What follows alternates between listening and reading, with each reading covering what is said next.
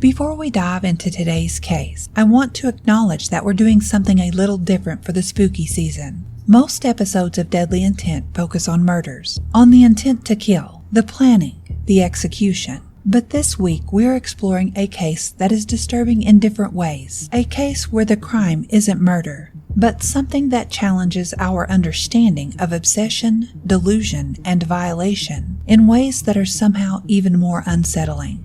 Because sometimes the most haunting stories aren't about how someone dies. They're about what happens after death, when the dead can no longer protect themselves from the living. There's no murder here, but what you're about to hear might disturb you more than any homicide we've covered. Because this story is about a man whose obsession didn't end with death. It began there. This is perfect for the spooky season. Not because it involves ghosts or supernatural, but because it reveals something genuinely terrifying about human psychology. The capacity for obsession to override every moral boundary, every social norm, every basic respect for the dead. So if you're looking for a traditional murder case this week, I'll see you next episode. But if you're ready for something truly disturbing, something that will make you question the nature of love, obsession, and the lengths to which delusion can take us, then stay with me. October 1940, Key West, Florida. A woman named Florinda walks into the local police station with a story that seems too grotesque to be true. Her sister, Elena, died of tuberculosis 7 years ago. The family buried her in an above-ground mausoleum, as was the custom in the Florida Keys. But recently, Florinda received a disturbing tip from a neighbor. Carl Tanzler, the German radiologist who had treated Elena during her illness, was living with something in his small airplane fuselage on the edge of town, something that looked like a woman. When police and Florinda forced their way into Tanzler's home, they find Elena, or what's left of her. Her decomposed body had been reconstructed with piano wire and coat hangers to hold the bones together. Her skin has been replaced with silk fabric soaked in wax. Glass eyes stare from the skull. She's dressed in a wedding gown and stockings, her hair styled, jewelry adorning her skeletal frame. And Carl Tanzler has been sleeping next to her every night for nearly 7 years. The police officer who discovers the scene will later say it was the most disturbing thing he encountered in his entire career. But what they don't know yet is that Tanzler doesn't see himself as a criminal. He sees himself as a romantic. Intent. It's what separates an accident from a choice. Grief from crime. Love from obsession. But what happens when someone's intent becomes so distorted by delusion that they can no longer distinguish between honoring the dead and desecrating them? Today on Deadly Intent, we're examining one of the strangest and most disturbing cases in American criminal history. The case of Carl Tanzler and Elena de Hoyos. This isn't a traditional murder case. Elena died of natural causes, but what Tanzler did to her body after her death raises questions about consent, obsession, and the line between love and possession that are just as disturbing as any homicide. I'm Carman, and this is Deadly Intent. If you've been following this podcast, you know we examine the why behind the crimes, the intent that transforms thought into action. We've looked at killers who murdered for profit, for revenge, for power. But today's case is different. Carl Tanzler didn't kill Elena de Hoyos. He didn't even harm her while she was alive. In fact, by all accounts, he tried desperately to save her life, using both conventional medicine and increasingly desperate experimental treatments. But after Elena died, Tanzler's intent transformed into something far more disturbing. The intent to possess her, to preserve her, to maintain a relationship with a corpse that he insisted was a romance blessed by supernatural forces. This case forces us to ask, when does grief become obsession? When does honoring someone's memory become violating their remains? And what does it say about society when someone can commit such an act and face virtually no consequences. Before we begin, I need to acknowledge something important. Elena de Hoyos was a real person who deserves to be remembered as more than just the victim of someone's disturbing obsession. She was a young woman with dreams, a family who loved her, and an illness that cut her life tragically short. Her story was stolen from her twice, first by tuberculosis, then by Carl Tanzler. As we examine this case, we're not sensationalizing what happened. We're trying to understand how someone's intent can become so warped that they convince themselves that desecrating a corpse is an act of love. So, let's go back to 1926, to Key West, Florida, where a German immigrant is about to meet the woman who will become his obsession. Carl Tanzler, or Count Carl von Kozel, as he preferred to be called, arrived in Key West in 1926. He was 49 years old, German-born, and claimed to hold multiple degrees in medicine and engineering. He also claimed to be a count, descended from European nobility. None of this was true. His real name was George Carl Tanzler. He had no noble lineage. His medical credentials were questionable at best. He had worked as a radiologist in Germany, but his actual training was unclear. He was married with 2 daughters back in Zephyrhills, Florida, whom he had essentially abandoned to move to Key West. But Tanzler was a skilled storyteller, and in the small town, isolated community of Key West during the Depression, his claims of aristocratic heritage and medical expertise went largely unchallenged. He took a job as a radiology technician at the U.S. Marine Hospital in Key West, where he operated the X-ray equipment and assisted with tuberculosis patients. Tuberculosis, commonly called consumption, was a death sentence in the 1920s and 30s. Before antibiotics, there was no cure. Patients wasted away slowly, coughing blood, losing weight, suffocating as the disease destroyed their lungs. The Marine Hospital in Key West treated hundreds of TB patients, most of them poor, most of them Cuban or Bahamian immigrants who couldn't afford private doctors. For these patients, the hospital was often where they came to die.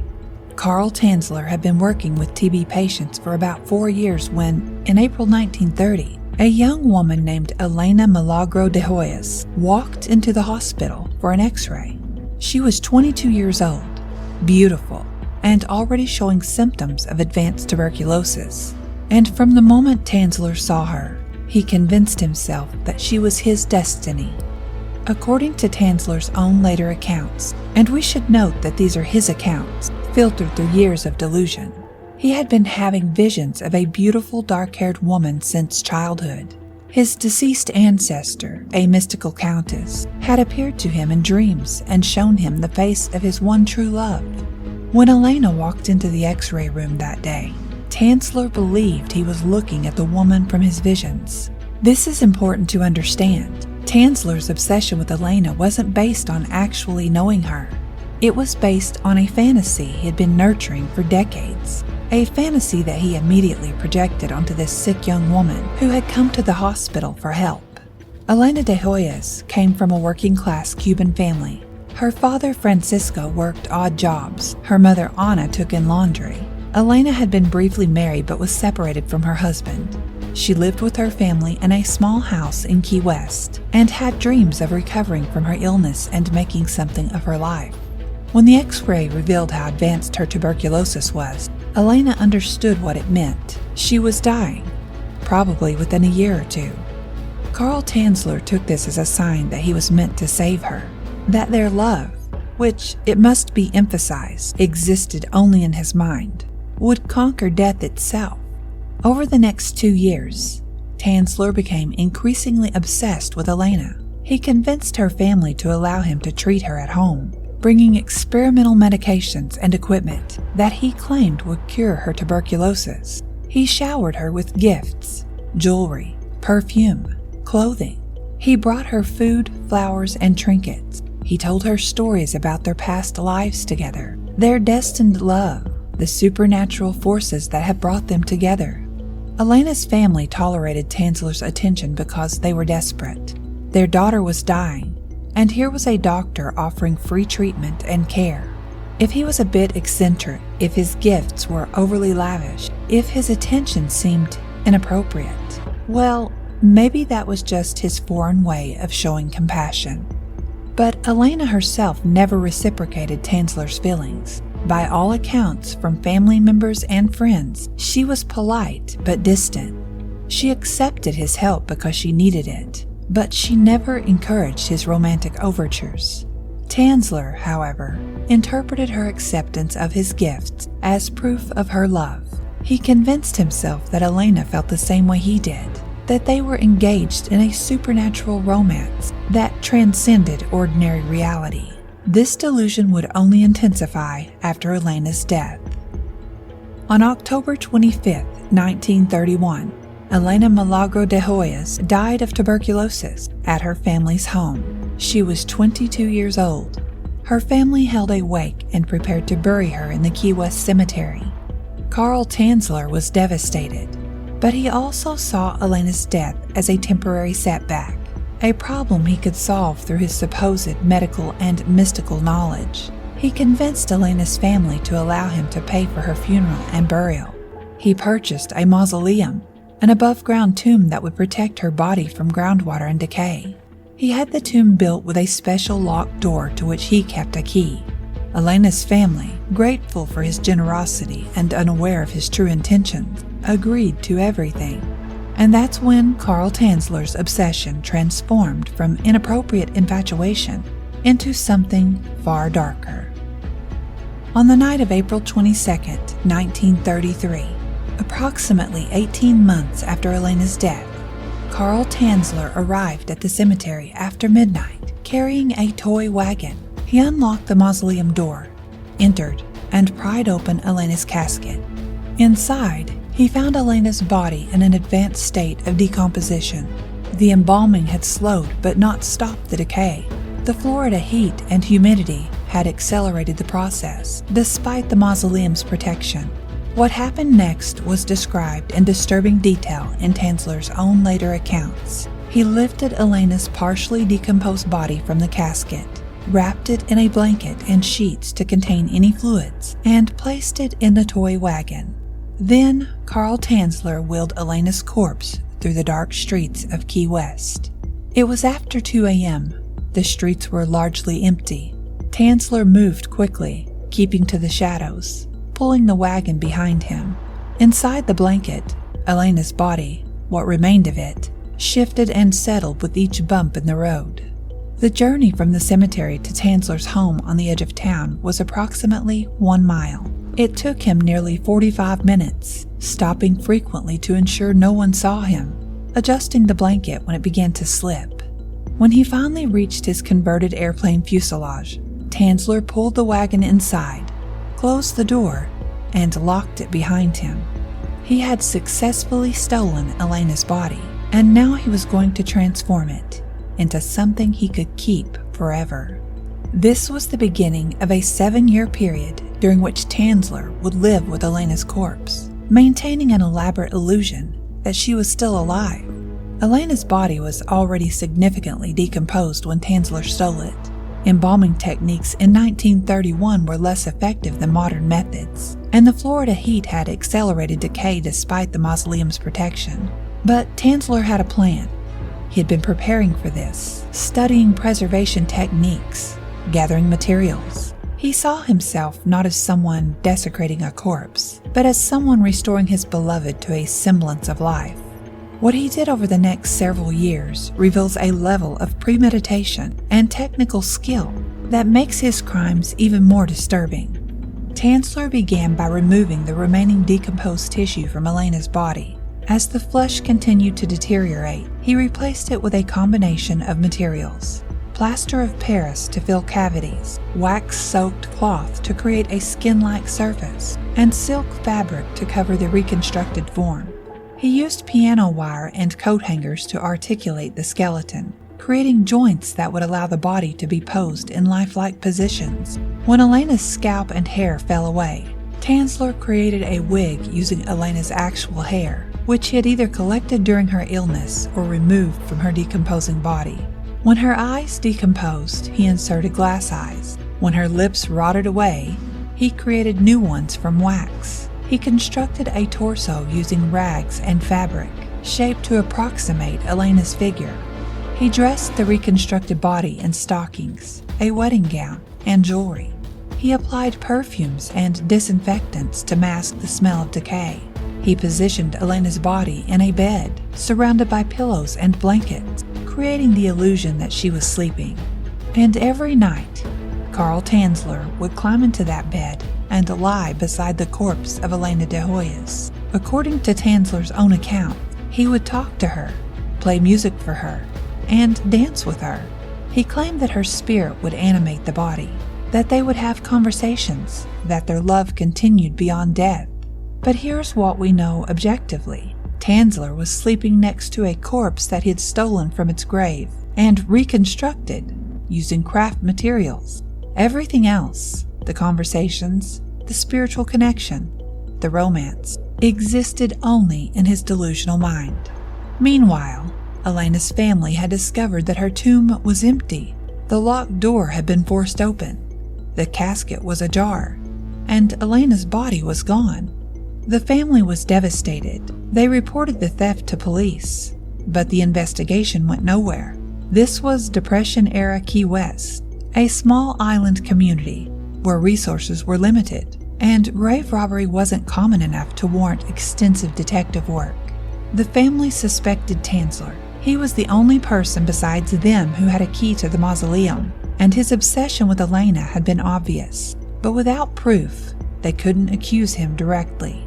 For 7 years, Elena's family mourned not only her death, but also the desecration of her final resting place, having no idea that their daughter's body was less than a mile away, being treated like a life-size doll by the man who claimed to love her. Tanzler's delusion during this period was remarkably stable. He maintained his job at the hospital. He interacted with neighbors. He seemed, on the surface, to be functioning normally. But inside his airplane fuselage home, he was conducting what he believed was a marriage, a supernatural romance with a corpse that he'd stolen and reconstructed. This continued until October 1940, when a tip from a suspicious neighbor finally brought the truth to light. Let's pause here and examine what we're witnessing. The intent of someone whose grasp on reality has become so distorted that they can no longer distinguish between love and possession, between honoring someone and violating them. Carl Tanzler's actions weren't motivated by hatred or cruelty, at least not in his own mind. He genuinely believed he was acting out of love.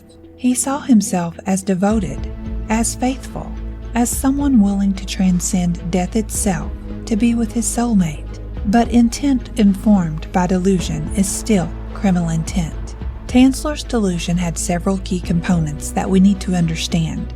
First, he suffered from what psychologists call erotomania, a delusional belief that someone is in love with you when they're not. Tanzler convinced himself that Elena returned his feelings, that they were engaged in a mutual romance, despite all evidence to the contrary. Second, he experienced what appears to be necrophilia, sexual attraction to corpses. Whether Tanzler actually engaged in sexual acts with Elena's remains is unclear, though later examination suggested he may have created an artificial vaginal opening in the corpse. Third, Tanzler exhibited extreme possessiveness. He didn't just want Elena. He needed to own her, to control her, to ensure that she could never leave him.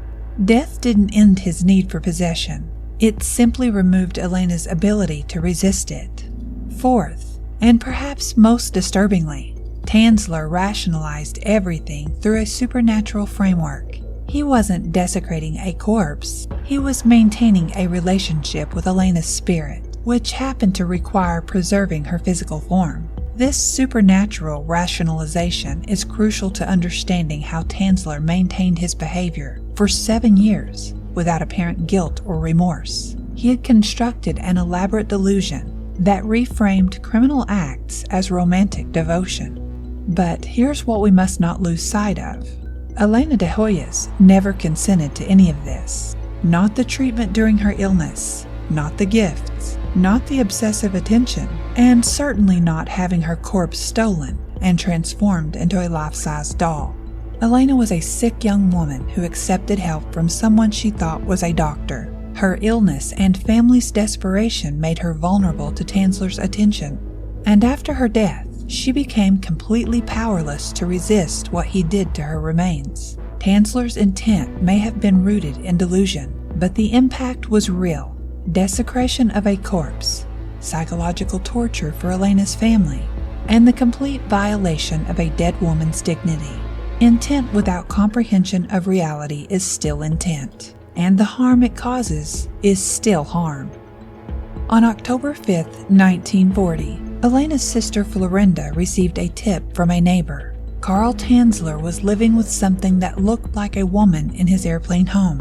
The neighbor had glimpsed through a window what appeared to be a female figure dressed in clothing and jewelry.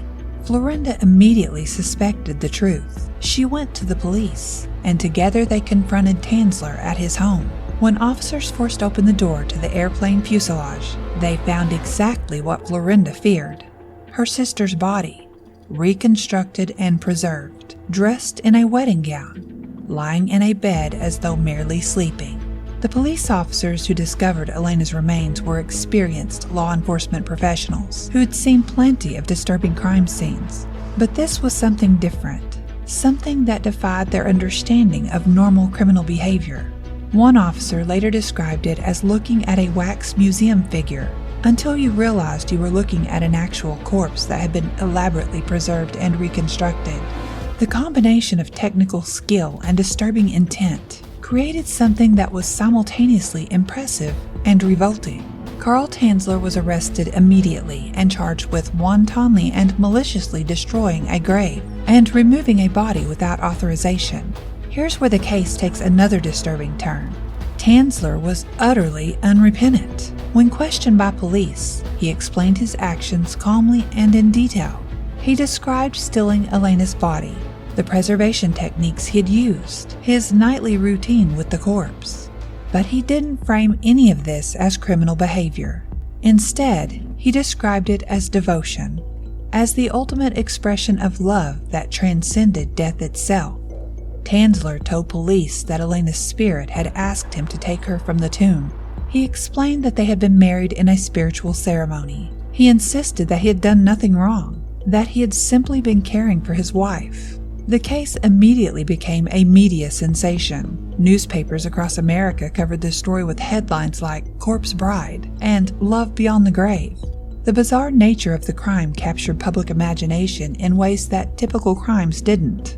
A public viewing of Elena's body was held at the Dean Lopez Funeral Home in Key West. Thousands of people lined up to see the preserved corpse, an act that seems grotesque in retrospect, but which reflects the period's different attitudes towards death and public spectacle.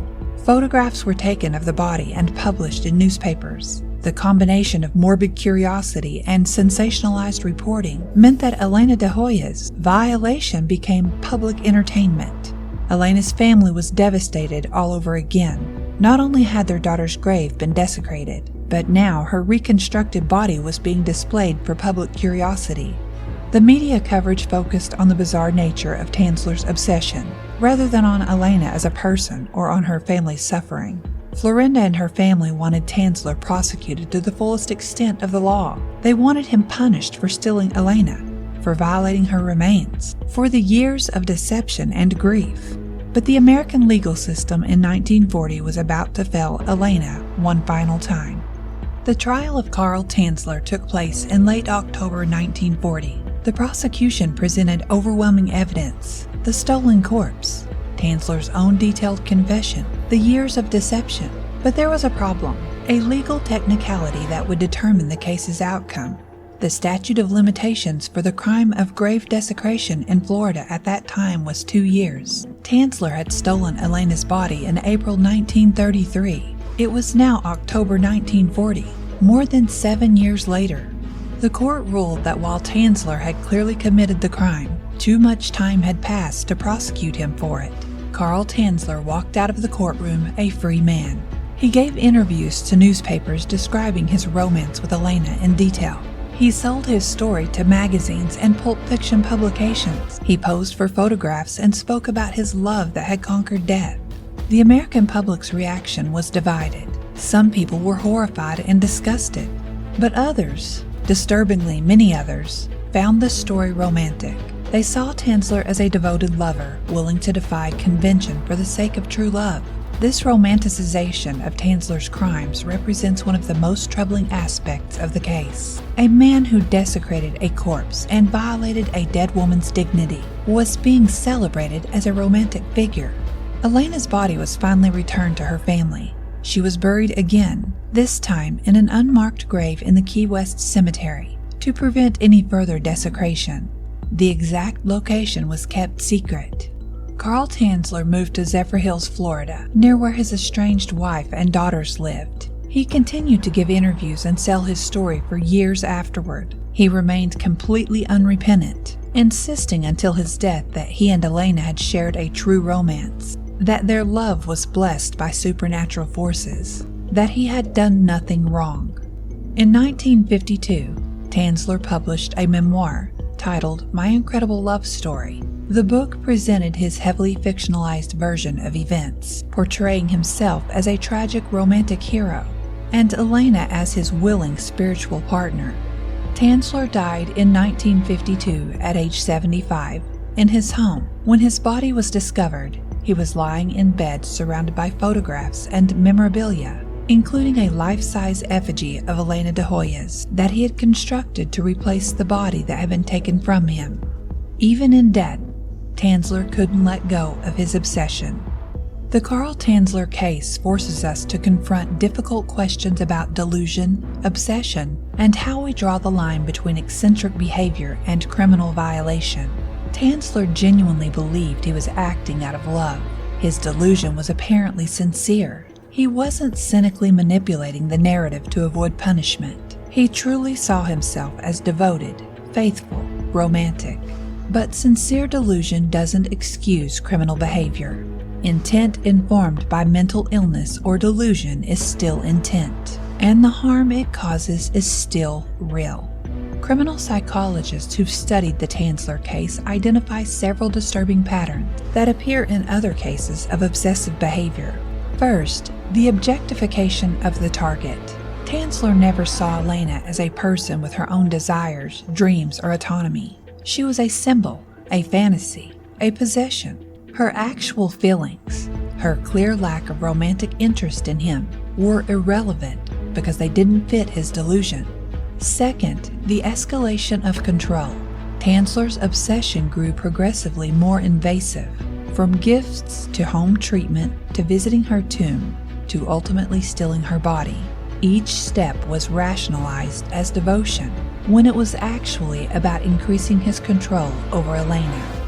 Third, the supernatural rationalization. Tanzler justified every violation by claiming spiritual communication with Elena. She wanted him to visit her tomb. She asked him to take her body. She participated in their spiritual marriage. These claims conveniently aligned perfectly with what Tanzler wanted to do, and they couldn't be challenged because they existed entirely in his mind. Fourth, the complete inability to comprehend the victim's perspective. Tanzler never once considered how Elena would have felt about what he did to her body. He never acknowledged her family's grief or his role in prolonging their suffering. Everything was filtered through his own desires and delusions. But perhaps the most disturbing aspect of this case is how society responded to it.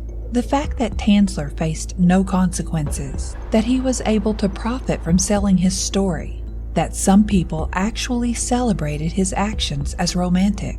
All of this reveals something deeply troubling about how we, as a society, sometimes romanticize obsession and possession. The romantic stalker trope, the idea that obsessive pursuit is proof of true love, is reinforced by cases like this when they're framed as love stories rather than as crimes. Tanzler didn't respect Elena. He objectified her. He didn't love her. He possessed her. And death didn't change that dynamic. It simply removed Elena's ability to resist. The Tanzler case also reveals the gendered nature of obsessive crime. If the genders had been reversed, if a woman had stolen a man's corpse and lived with it for 7 years, would the public have found it romantic? Or would she have been immediately labeled as insane and dangerous? The fact that Tanzler was seen by some as a devoted romantic rather than a dangerous criminal reflects broader social assumptions about male desire and female autonomy. Tanzler's obsession was treated as understandable, even admirable, while Elena's clear lack of consent, both in life and in death, was treated as irrelevant. Today we have better legal protections against this kind of violation. Most jurisdictions have extended or eliminated statutes of limitations for grave desecration and corpse abuse. We have better understanding of obsessive disorders and stalking behavior, but we still struggle with the romanticization of obsession. Stalking is still sometimes framed as persistence. Ignoring someone's clearly stated boundaries is still sometimes portrayed as romantic devotion. Possession is still sometimes confused with love. The Tanzler case is an extreme example, but it reveals patterns that exist in less extreme forms throughout our culture. The story of Carl Tanzler and Elena de Hoyos doesn't have a satisfying resolution. Tanzler never faced meaningful consequences for his crimes. He died believing he had done nothing wrong, convinced until the end that he and Elena had shared a great romance. Elena's family had to endure not only her death and the desecration of her grave, but also the public spectacle of her preserved corpse and the romanticization of the man who violated her remains. And Elena herself, the person at the center of this story, never had a voice. She died young of a terrible disease and then became a prisoner to someone else's obsession even in death. The lesson here isn't subtle. Love requires consent. Devotion without respect for the other person's autonomy isn't love, it's possession. And obsession dressed up in romantic language is still obsession. Tanzler convinced himself that he was honoring Elena, but everything he did was actually about satisfying his own desires. He took what he wanted without permission. He imposed his fantasy on someone who couldn't resist. He transformed a real person into an object for his own gratification. That's not love. That's violation. For Elena's family, the story represents decades of pain and desecration. They lost their daughter twice, once to tuberculosis and once to Carl Tanzler's obsession. They had to watch as their private grief became public spectacle, as their daughter's violated body was displayed for curiosity seekers, as her violator was celebrated by some as a romantic hero. The family requested that Elena's final burial place remain secret and unmarked, a sad necessity to protect her from further violation. Even in death, Elena needed protection from people's morbid curiosity.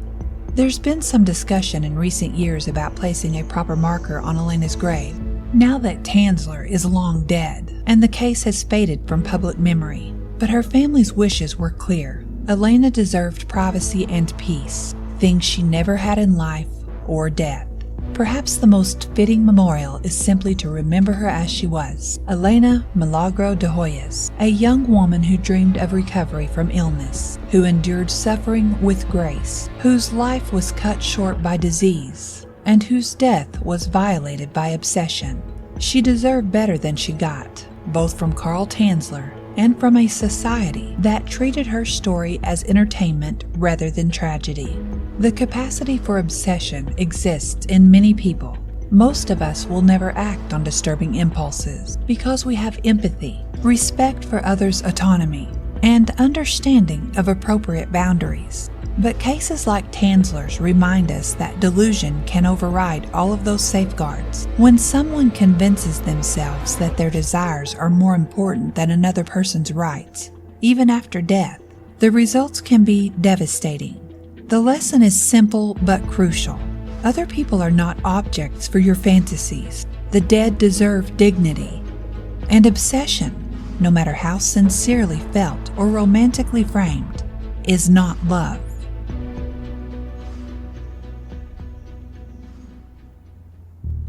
Thank you for listening to this episode of Deadly Intent. I want to acknowledge how disturbing this case is, especially for anyone who's lost a loved one. The idea that someone's remains could be stolen and desecrated violates our deepest beliefs about how the dead should be treated. If you or someone you know is dealing with obsessive thoughts about another person, resources are available. The National Alliance on Mental Illness helpline can be reached at 1-800-950-NAMI. Stalking victims can contact the National Center for Victims of Crime at 1-855-484-2846. If you're enjoying Deadly Intent, please subscribe, leave a review, and share the podcast with others who are interested in understanding the psychology behind true crime. Your support helps us continue examining these cases with the depth and respect they deserve. You can find us on social media and at carmancarrion.buzzsprout.com. If you have case suggestions or feedback, we'd love to hear from you. Next time on Deadly Intent, we'll examine another case that challenges our understanding of criminal intent and human psychology. Until then, stay safe out there and hold your loved ones close.